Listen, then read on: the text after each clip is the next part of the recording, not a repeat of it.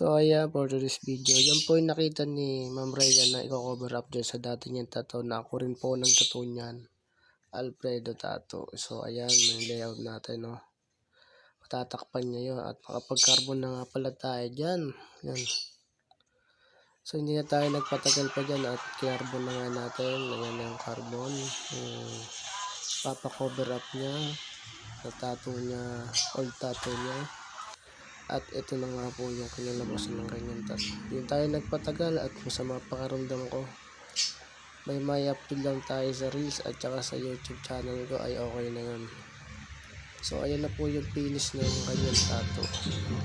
Wala na po yung dati yung tattoo na pangalan po ng kanyang ex. Maraming salamat po. At pa-subscribe po sa aking YouTube channel. Maraming salamat po sa lahat.